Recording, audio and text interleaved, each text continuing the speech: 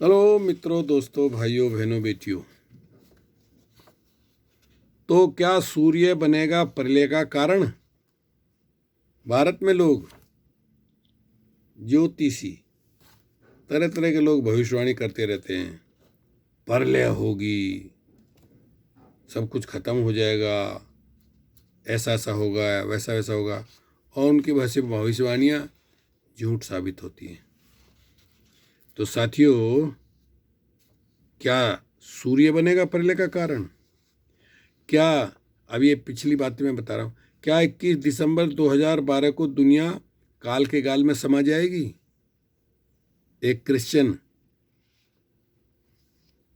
पादरी, उसने की थी ऐसी भविष्यवाणी।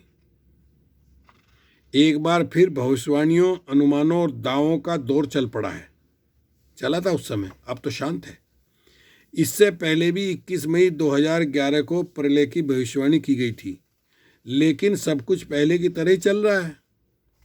इन अनुमानों के माध्यम से लोगों में कहीं अनावश्यक भय तो पैदा नहीं किया जा रहा है।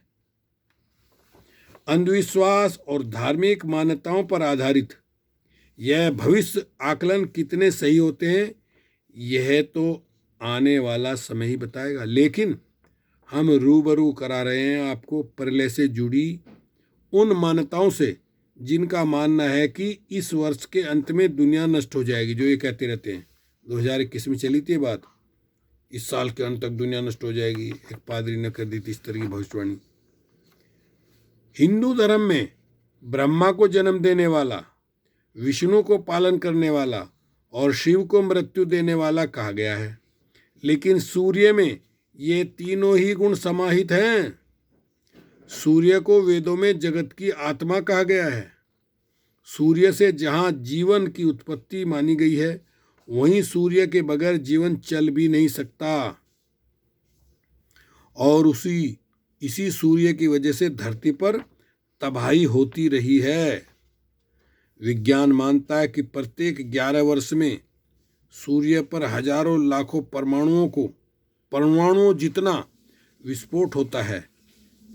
वेद भी कहते हैं, इसलिए प्रत्येक 11 वर्ष बाद सिंहस्थ का आयोजन होता है। वैज्ञानिक सूर्य पर लगातार शोध करते आए हैं। उनका कहना है कि सूर्य पर हो रही गतिविधियां चिंता का विषय है। आशंका है कि कहीं भयानक और तूफान धरती पर किसी भी तरह की तबाही के लिए जिम्मेदार हो सकता है। यह भी कि सूर्य अब अपनी चरम अवस्था में पहुंचेगा, तभी वह पृथ्वी पर प्रलय ला सकने की स्थिति में होगा। दरअसल सूर्य एक तारा है। हर तारे की मौत तय होती है। जब सूर्य ही नहीं रहेगा तो धरती का अस्तित्व कैसे बरकरार रहेगा? हालांकि सूर्य को इस अवस्था में आने में अभी अरबों वर्ष लगेंगे। आशंका जताई जाती है कि 2012 में उस समय कहा गया सूर्य अपने चरम पर होगा और पृथ्वी झुलस जाएगी। देखिए, इस तरह के अनुमान लगाए।